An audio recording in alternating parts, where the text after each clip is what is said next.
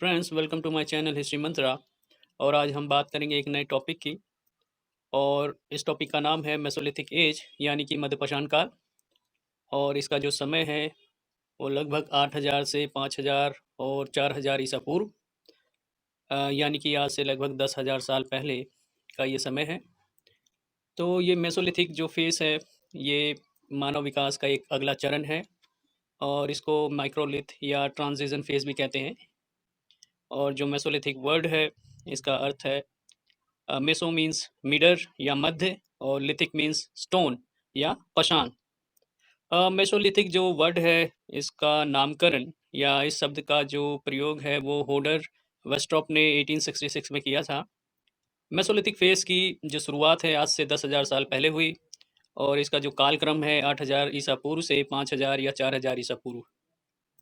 Mesolithic को transition face इसलिए कहा जाता है क्योंकि अ, इस फेस में मानव तथा समाज का जो ट्रांजिशन है या संक्रमण है, एक चरण से दूसरे चरण में हमें होता हुआ दिखाई देता है। इसे संक्रमण काल इसलिए कहा जाता है क्योंकि ये पूरा पाषाण काल से मध्य पाषाण काल की तरफ मानव विकास की प्रक्रिया है। और इसके अलावा ये नव पाषाण काल की ओर भी जो है अग्रसर होने वाली प्रक्रिया है। तो इस कारण इसको जो है ट्रांजिशन फेस या संक्रमण काल भी कहा जाता है। और याद रखिए, पूरा पाषाण काल है, मध्य पाषाण काल है और नव पाषाण काल है, सभी जो है पाषाण युग की कैटेगरी में आते हैं। और लेकिन इन तीनों ही चरणों में हमें अलग-अलग टूल मेकिंग या औजार निर्माण कला जो है दिखाई देती है। इस चरण को मेसोलिथिक फेज क्यों कहा जाता है?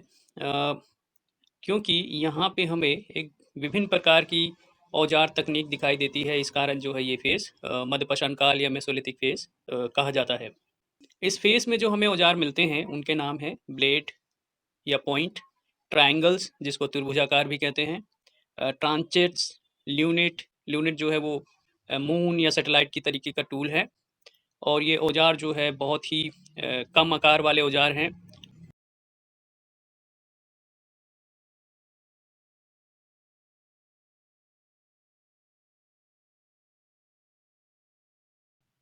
ये औजार जो है बहुत ही छोटे हैं और इनका जो आकार है लगभग 1 से 5 सेंटीमीटर के अराउंड है। और ये टूल जो है पैलेयोलिथिक या पूरा पाषाण काल के औजारों से भिन्न है। इस चरण में मानव ने छोटे औजारों का निर्माण किया और ज़्यादा से ज़्यादा परतों को जो है उतारा गया। और 1 2 से 3 सेंटीमीटर के जो टूल हैं वो बनाए गए। और इस औजार को बनाने में एक स्किल या जो दक्षता है वो बहुत ज़रूरी है। पाषाण काल में पाषाण का यूज़ करके औजार बनाए गए, लेकिन इस काल में हड्डियों के भी औजार रहे होंगे। हड्डियों के अलावा जो जानवरों की सींगें हैं उसका भी औजार बनाया गया होगा। हड्डियों के औजार अपर पैलेयोलिथिक काल से दिखते हैं उच्च पूर्व पाषाण काल में। और इसके अलावा जो मध्य पूर्व पाषाण काल हैं, उसमें जानवरों की सींग के भी औजार बनाए गए होंगे, ऐसी संभावना है। एंड इस प्रकार से हम देखते हैं कि मध्य पाषाण काल में जो औजार बनाने का रॉ मटेरियल है या कच्चा माल है, उसमें वैरायटी दिखती है। तो स्टोन के अलावा बोन्स एंड हॉर्न्स भी जो है औजार के रूप में प्रयोग किए जाते रहे होंगे। लेकिन जो बोन एंड हॉर्न है, हड्डियाँ या सींग है, वो वास्तव में अच्छे औजार नहीं रहे होंगे। और जो रॉ मटेरियल है वो सभी जगह अवेलेबल नहीं होगा, ये केवल पहाड़ी तक सीमित था। मेसोलिथिक फेस में जो मानव गतिविधि है वो केवल पहाड़ी क्षेत्र तक सीमित नहीं रही होगी, वो दूसरे क्षेत्र में भी जो है उसकी गतिविधियां जो है रही होंगी। मेसोलिथिक काल में जो एक पसंद है और जो एक ऑप्शन है या एक्टिविटी है, वो एक तरीके से उसमें विविधता जो है दिखाई देती है। ह्यूमन जो है वो दूसरे क्षेत्र में भी जा सकता था, जैसे कि प्लेन एरिया में।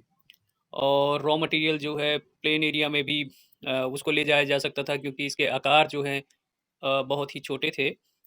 सो जो पत्थर का एक तरीके से सिलेक्शन है वो बहुत ही महत्वपूर्ण था पाषाण के औजार बनाने के लिए। बड़े पत्थरों से जो है छोटी-छोटी परतें उतारी गईं और उनका जो है 1 से 5 सेंटीमीटर तक के औजार बनाए गए। इन औजारों को बनाने के लिए मानव के पास स्किल, इंटेलिजेंस एंड थॉट का होना बहुत ज़रूरी है। यह मानव जो है आधुनिक तरीके का मानव था और इसकी जो तकनीक है बहुत ही एफिशिएंट रही होगी। री-टचिंग मेथड का यूज़ करके जो है इन औजारों को बनाया गया। टचिंग मेथड जो है वो अपर पैलेयोलिथिक काल में यूज़ किया गया। और इस री-टचिंग मेथड का यूज़ जो अनइवन पोर्शन है औजारों के उनको शार्प करने के लिए या टूल्स को जो है शार्प करने के लिए जो है इस मेथड का यूज़ किया गया। मेसोलिथिक काल में कई प्रकार के औजार थे और छोटे औजारों का यूज़ करके कंपोजिट टूल का निर्माण किया गया। ये कंपोजिट टूल को जो है संयुक्त औजार कहा जाता था। इसमें छोटे त्रिभुजाकार टूलों को लकड़ी के डंडे में फँसाया गया और इस प्रकार से जो है एक संयुक्त औजार का निर्माण हुआ और इन औजारों को जो है उस डंडे में बैठाने के लिए जो है एक गोंद या एडहेसिव जो है उसका यूज़ किया गया ताकि ये औजार या ट्रायंगल्स टूल्स जो है वो बाहर ना आए और इनको एक भाले की तरीके से जो है यूज़ किया गया या फिर तीर की तरीके से जो है इन औजारों का प्रयोग किया गया। इस प्रकार से इन औजारों को और भी प्रभावकारी बनाया गया। ये औजार छोटे थे लेकिन जब इनका कंपोजिट टूल बनाया गया तो ये बहुत ही इफ़ेक्टिव टूल के रूप में उभर कर आए। इन औजारों का प्रयोग क्या था इसके बारे में अब हम बात करते हैं। मुख्यतः ये औजार जो है हंटिंग में प्रयोग किए जाते थे। आरंभ में मानव जो है गैदरर था, बाद में उसने हंटिंग स्टार्ट की। इन छोटे औजारों का प्रयोग लकड़ी के डंडे में बैठाकर किया गया तो ये संयुक्त औजार बने और इससे जो है इनकी जो कार्य क्षमता है वो बढ़ गई। इन छोटे औजारों का यूज़ हंसिए की तरीके से किया जाता था।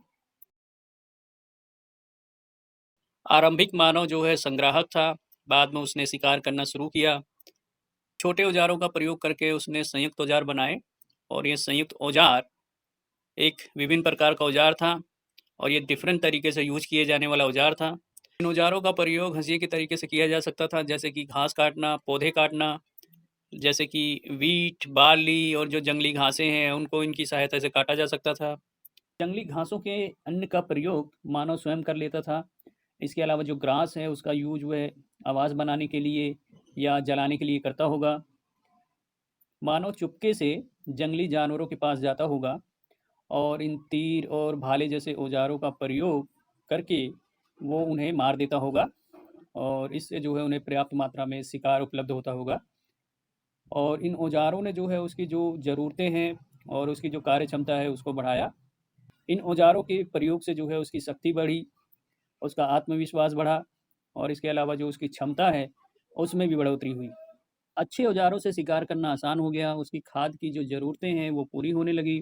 नए औजारों से वो ज़्यादा से ज़्यादा जो खाद्य है उसको प्राप्त कर सकता था पहले की अपेक्षा।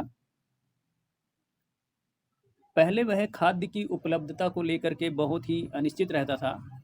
अच्छे औजारों के कारण उसकी क्षमता में इजाफ़ा हुआ और वह अपनी खाद्य आपूर्ति को लेकर के बहुत ही अश्योर्ड हुआ और वह एक अच्छी स्थिति में आ गया। हंटिंग गतिविधि को लेकर के जो है वो एक बहुत ही अच्छी स्थिति में था। उसने ग्रास और ग्रेन का जो है यूज़ किया, मांस और अनाज का यूज़ जो है अपने आहार में किया। ग्रास का यूज़ घर बनाने के लिए, जलाने के लिए किया गया। इसके अलावा जो जंगली घास है, फल है, शिकार है, इससे भी जो है उसकी खाद्य संबंधी जो ज़रूरतें हैं पूरी हो रही थी।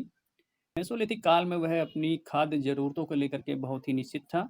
चौपाई पशु जैसे कि गाय, बकरी, भेड़ इनको किसी भी अवस्था में पालतू बनाया जा सकता है। लेकिन मध्यपाषाण काल से हमें पशुपालन के सॉलिड एविडेंस नहीं मिलते हैं। पशुपालन के जो एविडेंस हैं वो बहुत ही कमज़ोर हैं। इसके अलावा हमें जो पालतू जानवरों की अस्थियाँ हैं वो नहीं मिलती हैं। लेकिन टूल जो है एक प्रकार से निर्देशित करता है कि इस काल में पशुपालन जो है वो आरंभ हो गया था। अब मानव जो है दूसरे संरचनात्मक कार्यों में संलग्न होने लगा। पहले वो जो है एक सीमित आदमी था और इस दौरान जो उसकी अन्य गतिविधियां हैं वो उसमें शामिल है टोकरी बनाना और उस पे जो है मिट्टी का प्लास्टर करना ताकि उसके जो छेद हैं उसको भरा जा सके और इस टोकरी का यूज जो है अनाज को स्टोर करने के लिए रखा जा सके। इसके अलावा जो दूसरे संरचनात्मक कार्य हैं उसमें पाषाण चित्रकारी शामिल हैं जो कि हमें पहाड़ी क्षेत्र या पर्वतीय क्षेत्र में मिली है। ये पाषाण चित्रकारी मानव गतिविधि का प्रमाण है और ये पाषाण चित्रकारी हमें भीमबेटका, उड़ीसा, केरला, हिमालयन क्षेत्र, कोंकण क्षेत्र में जो है मिलती है। ये पेंटिंग जो है समकालीन नहीं है, एक समय में नहीं बनाई गई है, विभिन्न-विभिन्न समय में बनाई गई है। इस पाषाण चित्रकारी में मानव ने अपने आसपास की वस्तुओं को दर्शाया है। इसमें शिकार के चित्र हैं और उसकी दैनिक जीवन की जो घटनाएँ हैं, उसको इस पाषाण चित्रकारी में उसने दर्शाया है।